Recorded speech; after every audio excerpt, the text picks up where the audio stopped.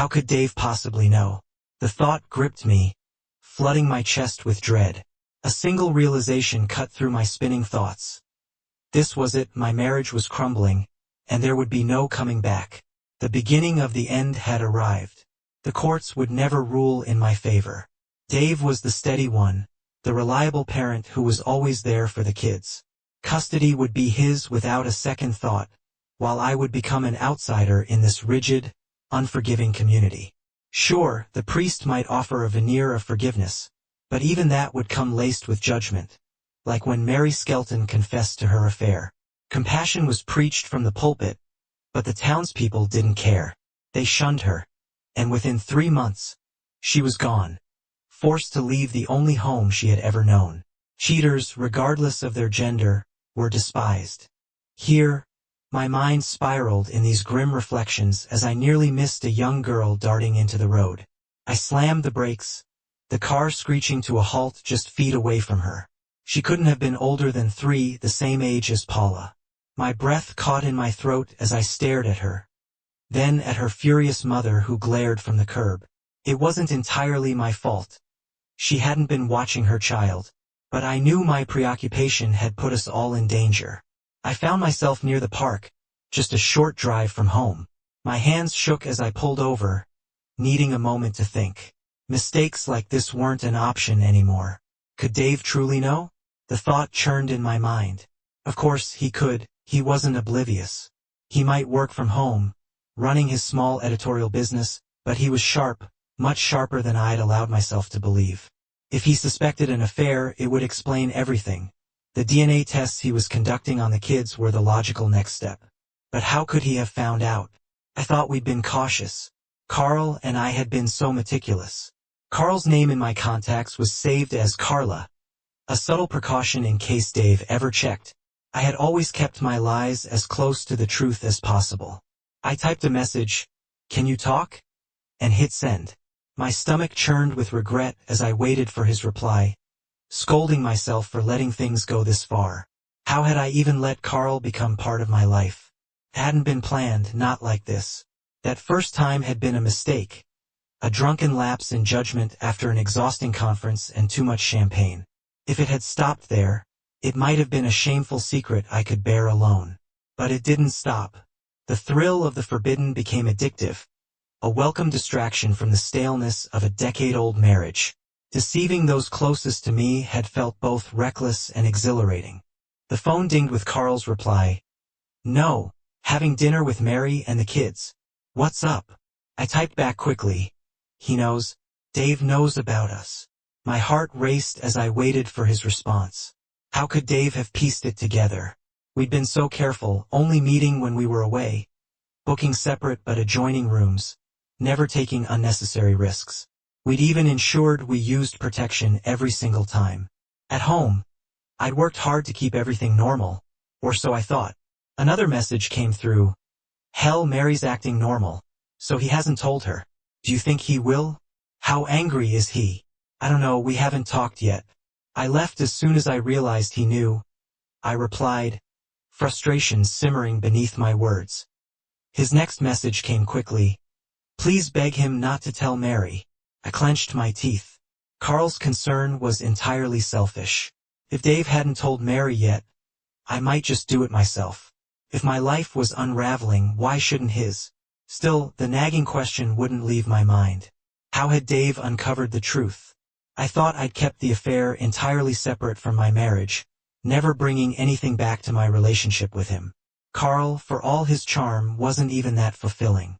If not for the risk and secrecy, our encounters would have been forgettable. Without the allure of breaking the rules, the affair would have fizzled long ago. In fact, I had been planning to end things after one last trip, but now that decision was no longer mine to make. It was over. Dave knew. My mind flashed to the moment earlier that evening when everything fell apart. I had come home too late, later than usual for family dinner. Stepping into the kitchen, I froze. Dave was seated at the table, holding a cotton swab. He gently swiped it along the inside of Jillian's cheek before placing it into a sterilized packet. Peter stood nearby, either waiting for his turn or already done. A chill ran through me as I understood immediately what was happening. He was testing their DNA. A surge of anger flared within me, unbridled and irrational. Dave couldn't believe the audacity. How could he think the children weren't his? Yet here he was, grappling with the implications of the DNA test results. Megan's mind swirled with conflicting emotions. Denial, panic, and the faintest whisper of acknowledgement. Frozen in her tracks, she felt the blood drain from her face.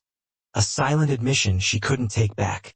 As Dave's neutral gaze locked on her, she instinctively fled, needing time to think and strategize. The weight of collapse. 20 minutes later, Megan found herself alone, overwhelmed by the unraveling of her life. She replayed the years she had spent with Dave. She knew him inside and out. When he confronted her, it would be with cold resolve, sparing himself the humiliation of public drama. The betrayal would sting, but he wouldn't want their private tragedy to become a spectacle. Megan tried to predict the fallout if she couldn't salvage their marriage. She hoped, at least, to negotiate a quiet separation. Perhaps they could claim they had drifted apart. If nothing else, she wanted to stay in town for the sake of her children, clinging to the hope of joint custody. She still loved them deeply, despite the storm she had unleashed. Her thoughts churned endlessly, spiraling into despair. Every scenario ended in loss. But then, a flicker of defiance sparked within her. Assuming divorce was inevitable, what if she came clean? If she appealed to Dave's sense of fairness, confessed everything, and sought his forgiveness? Perhaps they could weather the storm. Trust would be shattered, but they might rebuild it. It was a risk, but the alternative was certain ruin. The confession 2 hours after the devastating revelation, Megan made up her mind. She typed a message to Dave. "I'm coming home. Home to confess and beg for your forgiveness. Please don't make any rash decisions." The drive home felt like an eternity. When she pulled into the driveway, she barely had time to process what was happening. Dave stormed out of the house, rage etched into his features. "Stay here and watch the kids," he barked, before speeding off in his car. What followed was chaos. Megan later learned that Dave had gone straight to Carl's house.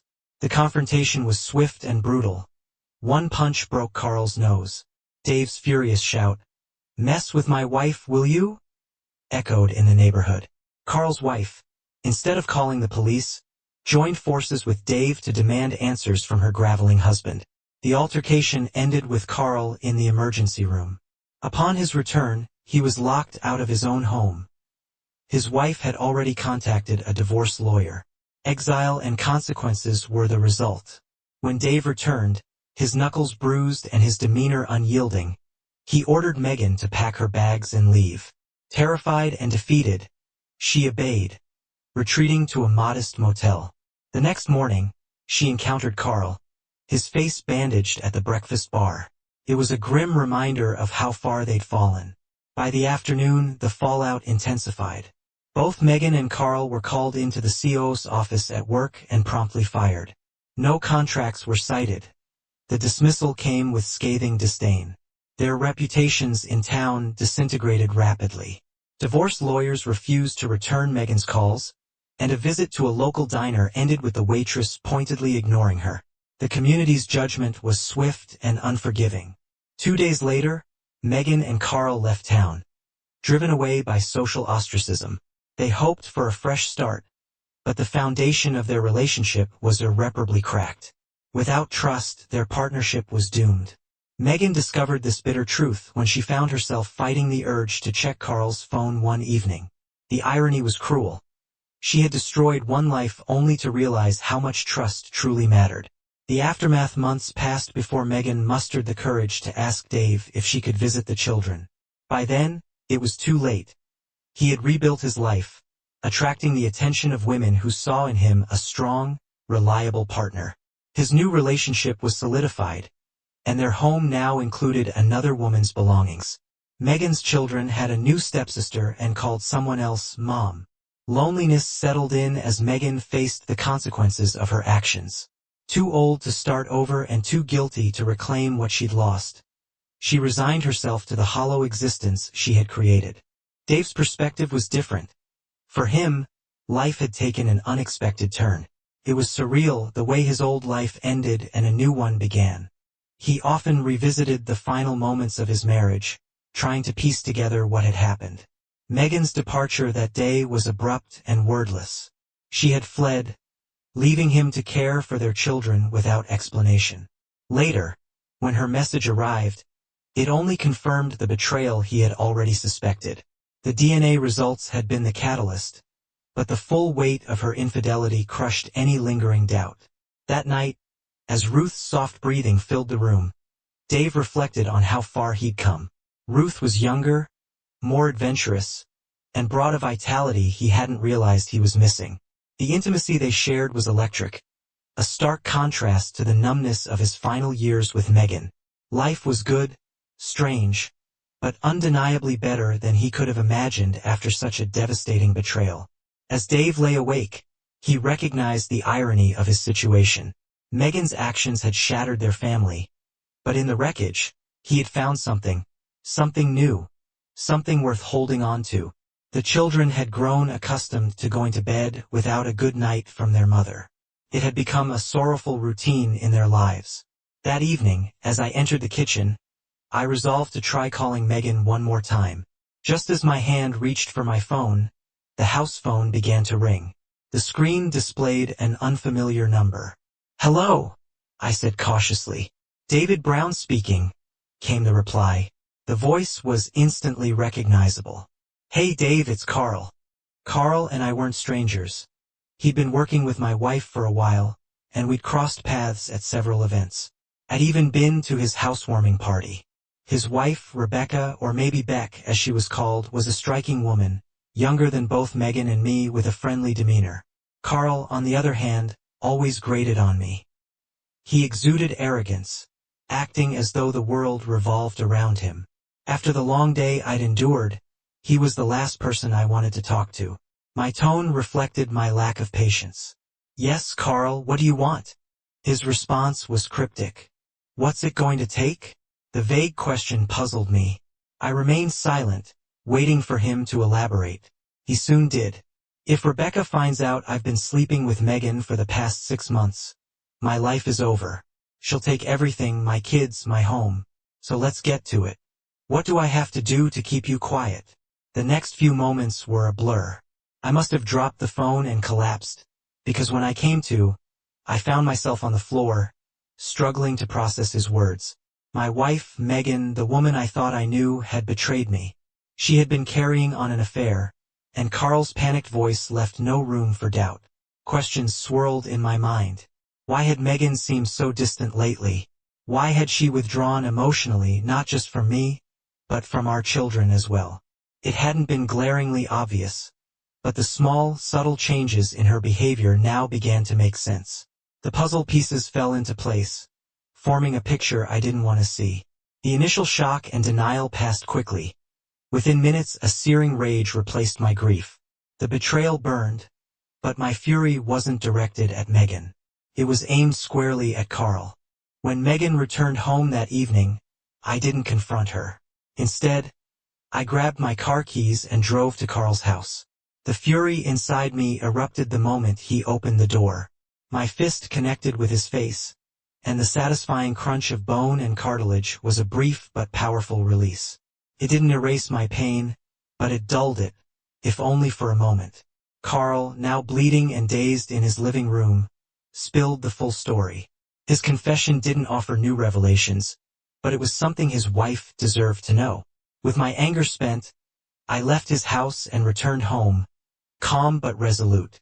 I told Megan our marriage was over and asked her to leave. Later that night, lying in bed, the weight of the day finally settled on me. The betrayal still stung deeply, but one question kept gnawing at my mind. Why had Carl called me in the first place? I hadn't known about the affair. He could have kept it hidden, yet he had chosen to tell me, sabotaging his own life. Megan's behavior that evening had been strange too. She'd come home briefly, only to leave again without any explanation. Something about the whole situation didn't add up. I replayed the evening's events in my mind, searching for answers. Dinner had been uneventful. I cooked, confirmed Megan would be working late, and ate with the kids. Afterward, I tended to Jillian's sore spot in her mouth, applying Bonella with a cotton swab.